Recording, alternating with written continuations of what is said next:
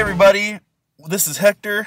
This is Vincent. And welcome to the Faith and Fandom podcast. Yay! Today, this is a specific Ready Player One edition of the podcast. You can't laugh yet. Stop. I didn't laugh. Stop. That was a chortle.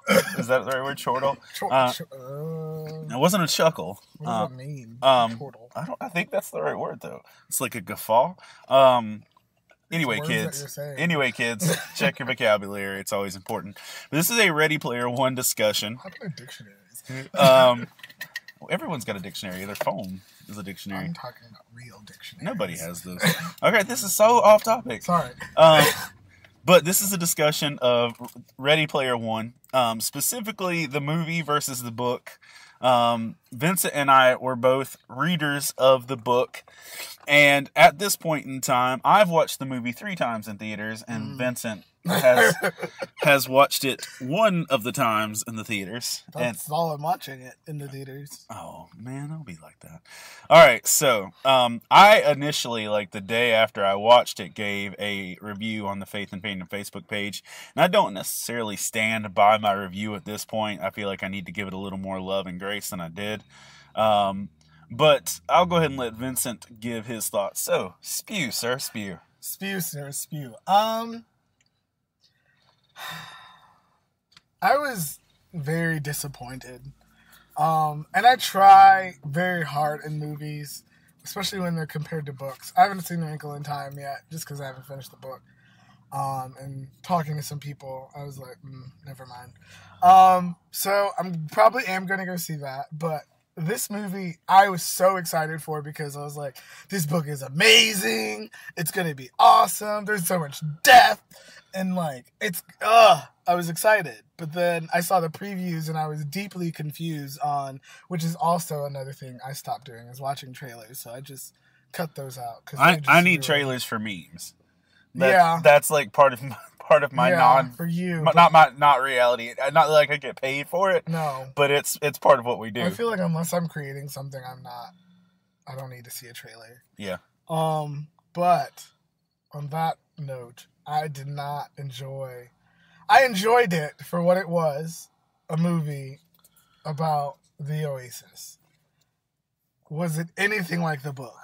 Yes, it was like the book. It was like the book, like, I don't know, Pikachu's a mouse. It's not that off, man. No, it's that off. It's like Pikachu's a mouse, and the book is Ready Player One. Because if you read that, think about it, and I'm not even trying to like bash the movie. If you thought about it, that is not the same book. That's not the same story. As like the plot is the same, but that's about it, and the character names. Well, I mean, and I think you get to see a lot of who the characters are, but, like, I had some beef coming out the gate with it. Like, one of my biggest beefs is that the challenges are different. All of the challenges, except the last one, is different. Yeah, and that's a big deal. And there were more challenges than just the initial challenge, too. Exactly. So, I mean, there's a lot of challenge missing. But one of the biggest things for... like when he goes into the arcade, that whole realm by himself, and finds that one coin. Yeah. Instead of it just flipping to some butler man, some concierge. They had to do something, because if they were going to have to pay Simon Pegg to be in that movie, I guess. Yeah, they didn't give him more to do than just be Og. And how did they not go visit Og? How did they not go visit Og? Like, what? That's the biggest beef I had with that. But anyway, like my thing is, and I mentioned this in the review, is they cut out the whole school element. Yeah. And if you're familiar with the book, literally like the first 9 chapters of the book, he's in school. And one of the big aspects of the story is what it looks like to be a teenager, to be in school in that environment. 2048. And and to do that, and that's a big deal to 2045, sir. Get your life right. Oh, sorry. 3 years ahead. Yeah, that's a big deal. So, because, I'll be dead by then. Maybe I won't be dead by 2045. I'll be dead by 2048. I called it. So what? I will be. Think about it. That's my age. I'll be dead. Yeah.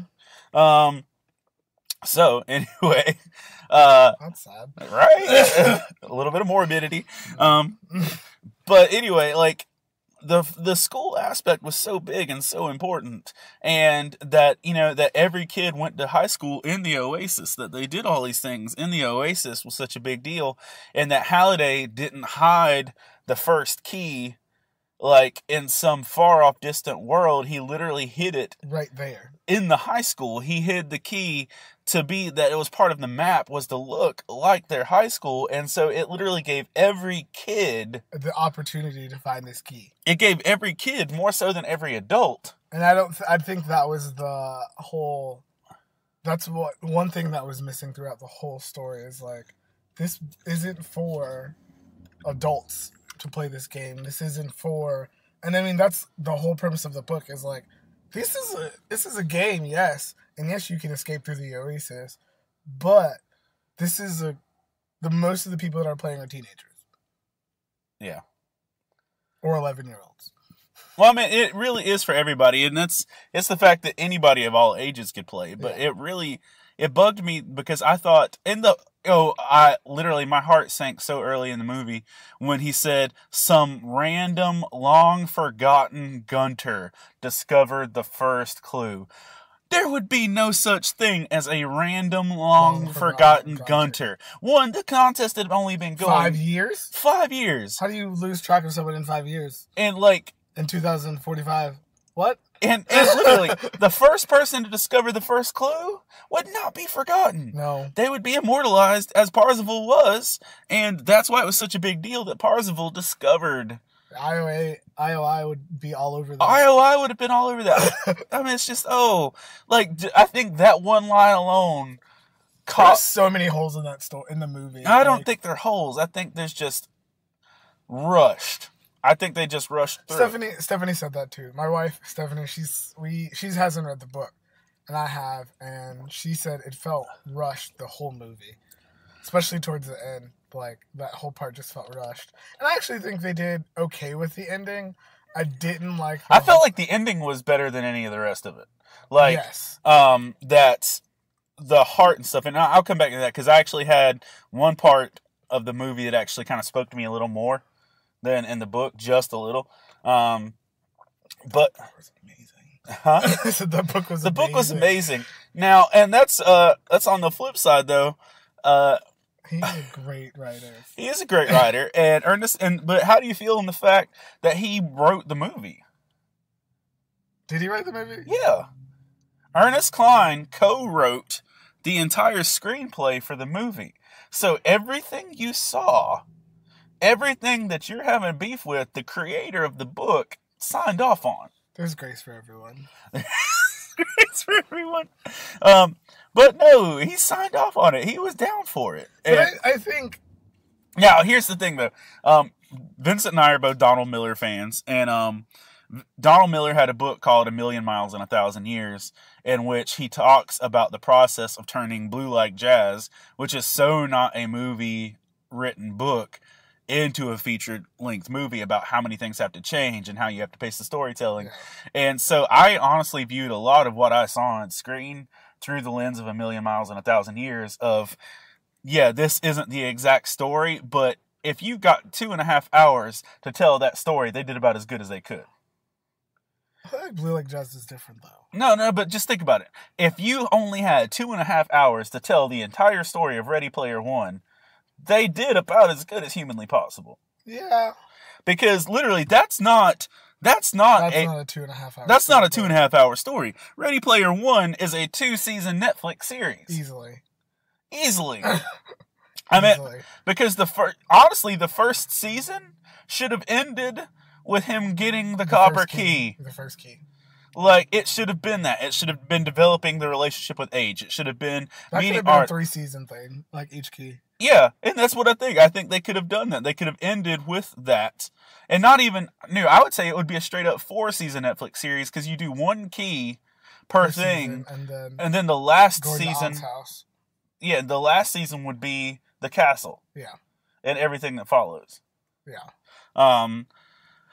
But that's just one of the big things is how different it was, but also it was super rushed in the fact that the story of the movie lasted like a week.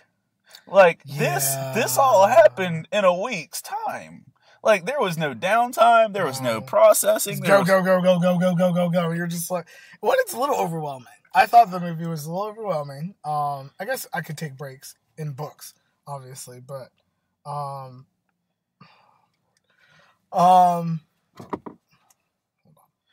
he's got an adult for a second. And that's, you can take breaks in it, but the thing is, the timeline of the movie is just so rushed compared to the book. The book, the story lasts about the course of a year. Like, there's a 6-month window between Parzival finding the first key and the second. So he goes from being instantly famous and rich. And it wasn't just rich because he got 100,000 coin. He was rich because he started getting sponsorship deals. And he started becoming like Jordan and LeBron of the video game world. So his life changed. And we didn't get to see any of that. No. You know, we saw nothing of what his life actually looked like. And by the time the trailer blew up, he was actually rich. And so it's a big deal that it happened so quickly. And it happened. I mean, it's just, you lose a lot of the heart of what the story was. And so, we're laughing. My 4-year-old confused Jax Teller with IROC. I took my kids to see Ready Player One. You did? Yeah. Oh. Yeah. Okay. I took my kids to see, on my third go round, like, I was just so fed up with not being able to talk about the story with them, so I took them.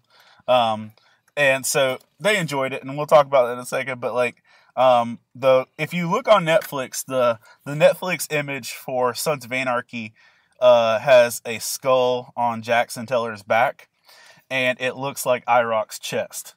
So we were flipping through Netflix last night, and Carmen's like, "Dad, it's the guy from Ready Player One. Can we watch it?" And I'm like, "No, nah, baby. That's not Ready Player One. This is a different show."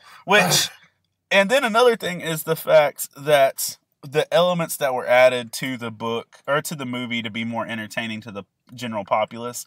Now, here's the deal: I did not disagree with how the Shining scene went. I thought the Shining scene was actually pretty entertaining, and it was nice to be surprised. I didn't like the whole not quoting the whole movie. Like what? Like he did in the book. Like in the book, he was supposed to quote the whole entire movie. In The Shining, what was he supposed to be doing? Yeah, but The Shining wasn't even in the book. I know. What movie are you talking about? War Games? Yes. Yeah. In the book, he had to be able to basically live out the movie of War Games. And in the book, in the movie, he was supposed to live out War Games. And I'm so tongue-tied. In the book, he was playing War Games. Yeah. Well, he's the character in War Games. In the movie, he is just in The Shining.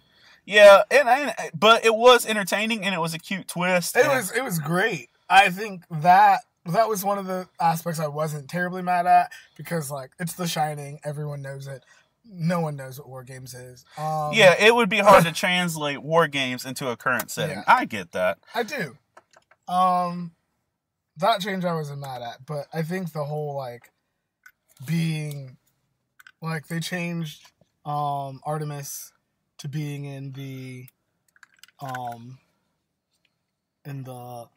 slave camp. Yeah, and that's the thing. It was supposed to be a long, drawn-out plan where Wade went into the slave camp. But here's again, that's a good storytelling, because tying that in with her dad, yes, and it escalated the time frame of the story exponentially. Yeah. Because if Wade would have had to have taken the time to create a false identity and infiltrate, that was way hard to translate to book or to film. But I think they nailed it as far as doing it in the movie, and I wasn't mad at that. I really do think they did the best you could with a feature-length film. But in reality, Ready Player One needed to be like 3 or 4 seasons. Oh, yeah. But for what they did, I enjoyed it. Now, trying to not hate on it, because I get it's easy to do when you're passionate about some things. Now, but my problem with the Shining parts and some of the other elements is like they made it way less kid friendly than it could have been. Shining wasn't that. I don't even feel like The Shining was dark. Shining is super dark. It's a horror film. It's great. But I feel like they just took everything from The Shining and put all the bad things into one scene. Well, it's not even like the you know, I had to give my kids a pep talk before we watched this movie. Because I know that my kids get scared at Doctor Who episodes. So some Doctor Who episodes are scary. Some Doctor Who episodes are scary, but my kids get scared at those. So I had to give them a pep talk. I was like, "Look, there's gonna be a zombie lady, and she's gonna like be naked for a minute, then she's gonna turn into a zombie." But I'm like, H isn't gonna get hurt. Nobody's gonna be really hurt in this, and you know, and they had to prep themselves for it. And, you know, I had one cover their eyes, one look through their fingers, and one just, you know, try to be brave. But it was like they were more scared going into it. And, you know, it's like that. And then why drop an F-bomb if you can make it through the whole movie? Like, literally. That was pointless. You could have made it through that entire film and not dropped an F-bomb, and it would have been that. And then, I curse a lot. That was pointless. You need to get your life right. But it is what it is. No, it's not. It is what it needs to be. Get your life right, man. Don't play that crap off. It's just my language. No, it's not. You choose your language. Get your life right. Anyway, they threw in that, and then I really felt like they used fecal matter way often. Like I felt like that was every other word. Poop. Oh. Shiitake mushrooms. Oh, I was like, what are you talking about? Yeah. I was like, I don't remember them talking about poop. No. But I'm trying not to be like you, Vincent. I'm trying not to curse on my podcast. I'm not going to curse on your podcast. I know when not to curse. He curses on the podcast all the time. I just edit it out. No, I do not. That's a lot of editing. That's a lot of editing. I've only had to do that once, not with you. I was going to say, I usually try to watch my mouth. But, you know, it was that thing of, like, you could, adding Chucky in, I didn't even really mind, but why you gotta drop an F-bomb? You could have made it through this entire film and didn't add it, but they used the S word, like, so often. Like, it was, like, every other word. They didn't curse that much in the book. No, they didn't. That's the thing. Like, I get you're trying to be expressive, but you can make better vocabulary than this. They're teenagers. They are teenagers, and I get it. But my teenagers curse a lot. And maybe that is it. Maybe it is teenagers, and I just expect more. But you know, it was a deeper element. Yeah. But so let's bypass all the things you don't like. What are the things you like the most? For me, I could say this: seeing Serenity on screen twice made my heart happy because Serenity has not been on screen. Yeah. In 13 years. It's been 13 years since Serenity, the ship from Firefly, was on the big screen. And yeah, it was really great to see it not only be in a cameo, but like to actually have a function in the movie. So that was cool. I agree. I liked the whole nostalgia aspect, the whole 80s aspect. Like that there was Godzilla and like well, that was book too. I know the book that was Godzilla, and I liked the things that they kept from the book, like the whole, I don't know, there was a lot of things that I did like I did like the dance scene, even though that was like they wouldn't have danced to disco because I'm pretty sure the disco sucks. And disco wasn't around really in the 80s. Well, no, but like I think there was an actual thing referenced in the book that disco sucks. Yeah. They would, if anything, they would have danced to Thriller. Yeah. But I get it. You've got dancing. You've got dancing. You've got to do that, and that's fine. That was cute and all. And here's the deal: I don't even remember IROC in the book. I'm not saying he's not in the book. I don't either. But he did not stand out. Like when I think back of the book of Ready Player One, and maybe he's not in. I haven't reread it since the movie. Is he in the book? I don't know. I legitimately don't. I don't either. I don't remember IROC, but here's TJ Miller is just funny, and I get adding some comedic element, and he was like, I don't think I've heard my wife laugh as much at anything as she laughed at IROC. IROC was funny. The last thing that she laughed at that much was Jumanji. I haven't seen that. Oh, the new one's hilarious. I didn't see that. It's super hilarious. But It's like, kinda over the rock right now. don't be over the Rock. The Rock's great. It's doing entirely too much for me. In the Honest trailer for Jumanji, which they were really good with. They weren't even super bashy with it. They're like, let's just go ahead and face it. The Rock is going to be the second least qualified president of all time.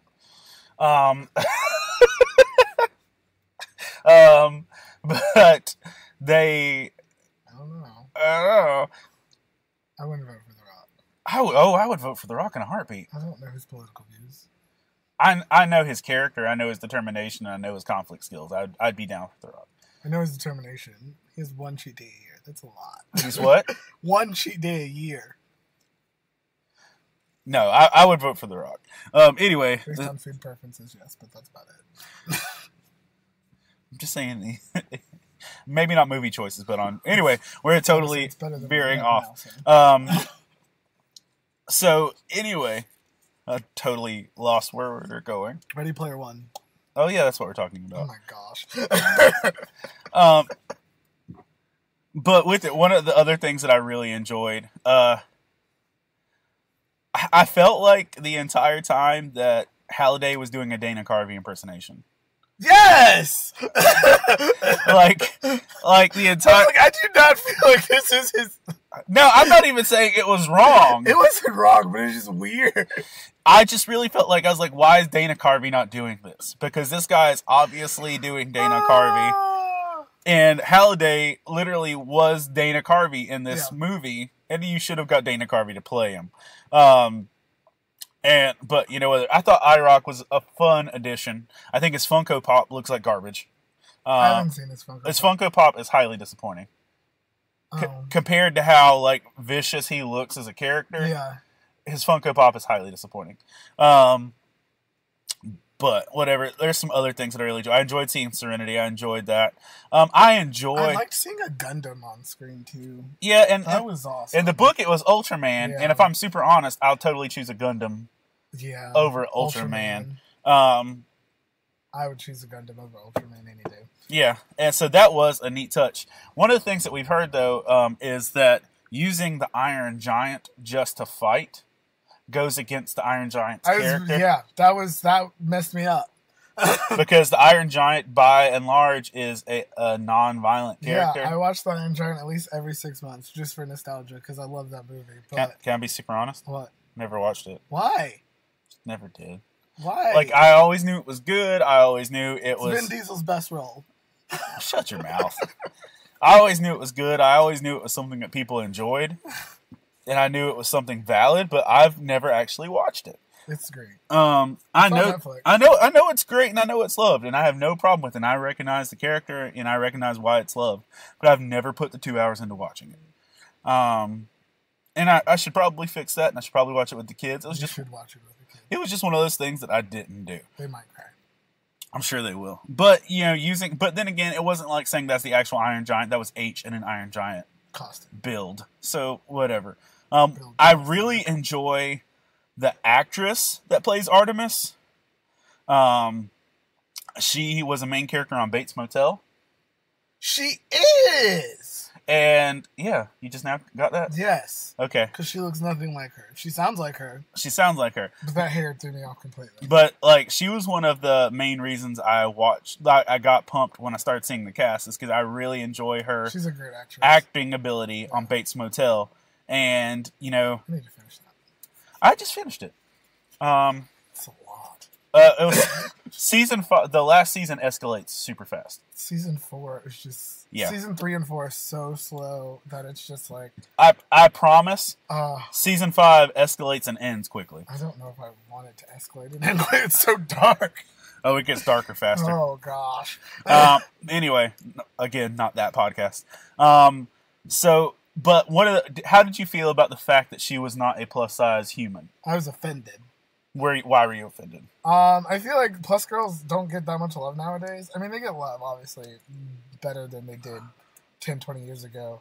But I think the reason in the book, the reason that she's choosing to be Ankh and the reason that, Artemis, is to kind of hide who she is.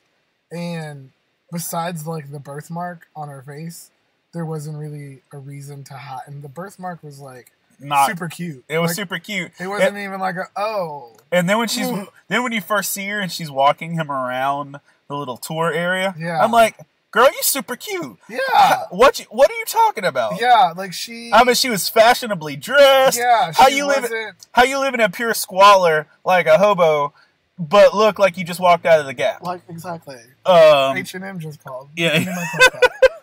So I thought that was one of those things that Artemis, they polished her up a bit too much. Too much. I think they polished a lot of people up a little bit too much. I'm just thinking, like, the whole aspect of Wade not being like this bigger guy. Like, he's playing video games the majority of the day. No, Wade isn't supposed to be bigger. But he lost weight. In that time that he's in the apartment, he like gets healthy and loses a bunch of weight. That is right. He gets in shape. Yeah. That is right. Well, and then one of the things is the idea that in the book that H's avatar is a white male. Yes. Effectively Cloud from Final Fantasy. That was not Cloud. That was not Cloud, and I get it though that because what was playing in my mind the entire time is you've seen Dogma, right? Yes. In Dogma, there's this speech about Darth Vader that not Dogma. I'm so sorry. It's Chasing Amy. I was going to say that's not the right movie. And Chasing Amy, it's a movie about comic books, and they have this speech in Chasing Amy that for the longest time, in A New Hope and Empire Strikes Back, that Darth Vader is, as the character in Chasing Amy puts it, the blackest man in the galaxy. Calls him a Nubian god, and they're thinking all this stuff. And then he said, but in Return of the Jedi, they remove his helmet, showing that he's a feeble, crusty old white man. And then the character in Chasing Amy says, and this was telling all of black nerd culture that deep down inside, we all want to be white.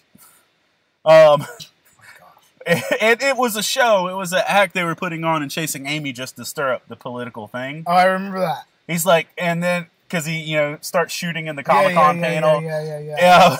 That's the scene that's always played in my head. But I feel like that's why H was changed. H's avatar was changed because I don't think Steven Spielberg wanted to take a role where you take a black female and turn her into a white male. But the reason why though makes sense, but like I don't think he wanted to take that hit. I understand that. A lot of it with political views and people being super sensitive about everything. I agree. That was a smart choice, but I think if he had explained or had like a little monologue of H like saying, "Oh, this is what I expected," and then the whole like meetup thing, like what? I didn't mind the meetup. Now, how do you random? How do you feel about the fact that they didn't kill Daito? I don't hate that, but do you feel like it sacrificed the story not killing Daito? It didn't sacrifice the story too much to me, but I think it did. Like after one of your friends dies, there's a adrenaline and passion inside of you that like revenge. And I don't feel like they had that as much in their relationship. I think the whole story, I don't feel like there was a lot of passion behind what they were doing besides beating the IOA. Yeah. Now, I'll say this. One of the things that I enjoyed the most, and I don't remember, because I finished the book. Like, I read for about 6 hours straight when I finished it. And, like, I got to, like, chapter maybe 6, and then read the whole rest of the book in one sitting. So I was in a, like, sleep deprived state at 4 o'clock in the morning when I finished the book because when I was that passionate about it. I did finish the last bit in like a day. But the whole deal with Sorrento at the end, when he had the gun pointed at Wade, and then once he sees Wade holding the Easter egg, there's a moment where Sorrento looks like he actually has compassion, and he actually appreciates what's happening. He sees the tear going down Wade's cheek, and he starts to lower the gun, and you almost see him smile. So there's this moment of superhumanity. Yeah. Where the bad guy finally sees the beauty of what's really happening and decides to let it go. Yeah. That is probably one of my favorite moments in the movie. Okay. Just because I never got that in the book. No. I don't feel like Sorrento felt bad for anything he did in the movie. In the book. But honestly, that moment where he actually saw the egg in Wade's hands and responded in that way, that touched my soul a little bit. Yeah. And then honestly, I thought the whole way they did the mail truck wrap up, like where they kept opening the mail truck and it was a different person. Yeah, yeah. I thought that was suave. That was funny. That was suave. That was well written. That was funny. And I appreciated that. Yeah. And that was way better than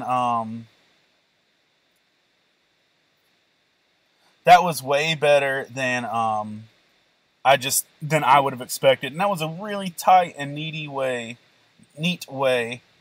to wrap that up. So I did enjoy that. Now let me hit you with this though.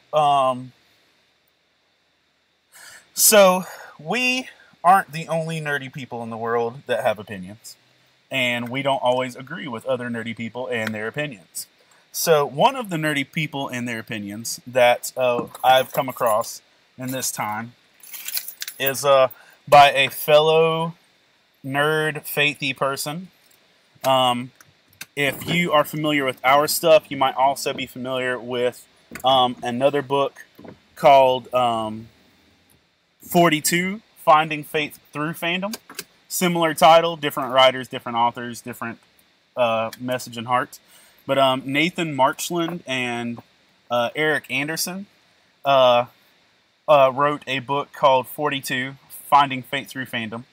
And I interact with them on a pretty regular basis, and they do good work.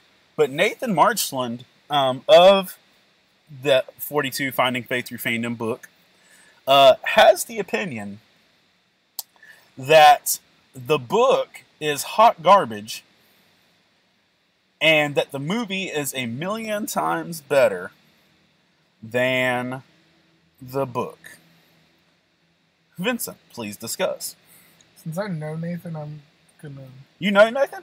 Do I? No. We've seen him. No, we haven't. Oh, never mind. He's like on the other side of the world. Okay, cool.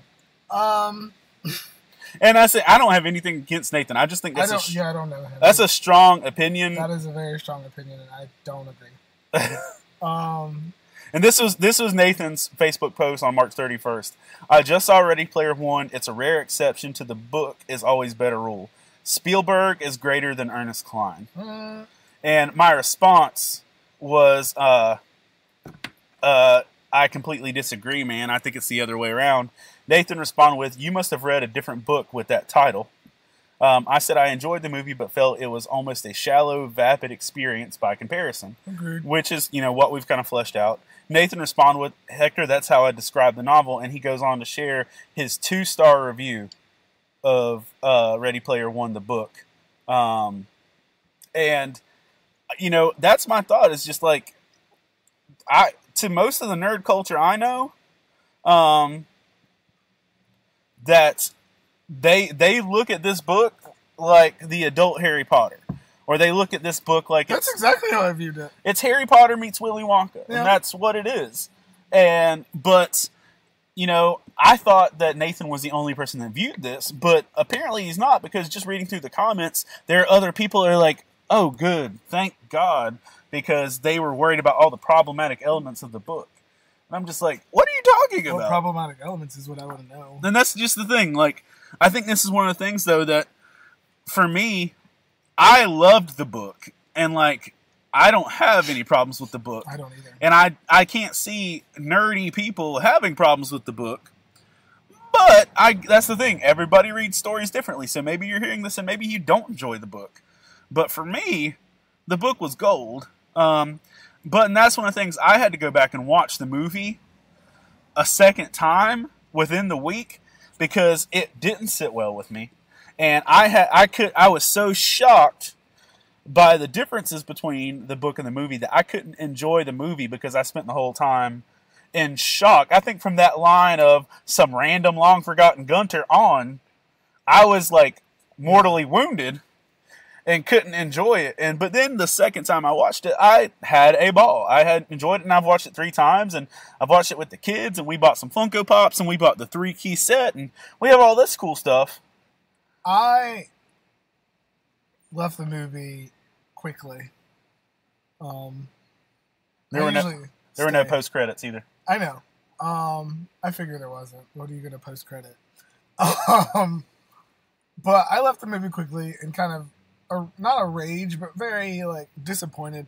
And that's the thing. I think the book was something we haven't had in a really long time for nerd culture. Was a book about 80s culture and video game culture and combining the two in an aspect, because I mean most people who are nerds really enjoy the 80s and really enjoy kind of that nostalgia of the 80s. Again, and that's another thing.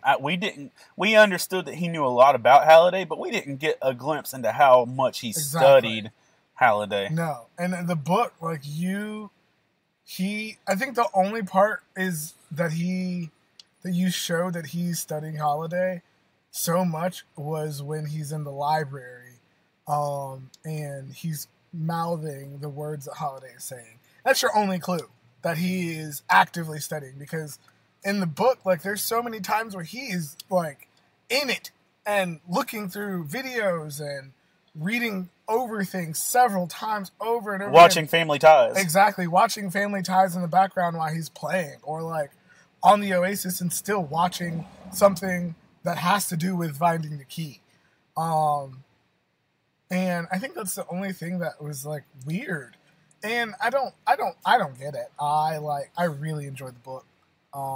And the movie was just very different. It's not that I hate the movie. Will I own it? No. I will. I'll own it just because it's fun to watch. Will I read it again? Will I read the book again? Probably. Probably, I don't know, actually, because I have a very long list of books that I'm reading. But I might see it again. There's too many movies out right now. That's the thing. There's no movies out right now that I want to see, except I'm going to see A Quiet Place. I want to see The Quiet Place. I was supposed to see it yesterday, but lost my wallet, so the movie passes in the ring. You can get your wife and drive on down, and we can watch it on a double date. What are we doing? She has to work. We have dinner plans. We had dinner plans, but she can't go. Gonna go eat some meatballs. Who goes to eat meatballs? That's Raleigh. That's Raleigh, y'all bouginess. We're not bougie. Oh my gosh. But that's our thoughts, and so let us know what you think. Let me just say this: I enjoyed Ready Player One. It's a great story for me. The movie was fun, and obviously there's a clash with that in the book. But, let us know what you think. Any other things you want to say on it? I love the book. I would, if you have time, I wouldn't say it's a long read, but for people who don't read, it's a long read. It'd probably take you about 2-3 days. But it's a good read. Read it. It's great. You'll learn a lot. I listened to a lot of like old 80s music while I was reading the book, and that was fun. So. Let me just say this. if you're hearing this, don't take it to heart like that you shouldn't watch the movie. No. Go enjoy it. Go have a ball. Like my wife, she thoroughly enjoyed it, and hasn't read the book, and she's like, I thought it was really good. And so for what it is, watch the movie first since it is out. Yeah. Support him. Watch the movie before you read the book if you're going to do the both. And then read the book. I would not say that with anything else. But watch the movie first, then read the book. Do not do that with Harry Potter. I feel like it's about the same. Okay. I feel like it's about the same. Read The Prisoner of Azkaban. No, watch The Prisoner of Azkaban, then read it. No, what? The Prisoner of Azkaban's my favorite one. It's my favorite book. Oh, man. That's my favorite book. It's such a good book. That Prisoner of Azkaban and Chamber of Secrets, like, 3 and 2 are... Chamber of Secrets is a hot garbage of a book. No, it's not. Oh, my gosh. I think that was the first Harry Potter I ever read. I read through Sorcerer's Stone like it was my job. And then the Chamber of Secrets I actually took my time and read, and I really enjoyed it. Well, I think, why are we talking about Harry Potter? But this has been. We can never stay on topic. This has been our Ready Player One discussion. So, tangents. Yeah, there is a Ready Player One chapter in book 5, but it is primarily based on the book and the comparison between being a Gunter and being a Sixer. And what you're searching for. Ooh, right? Okay.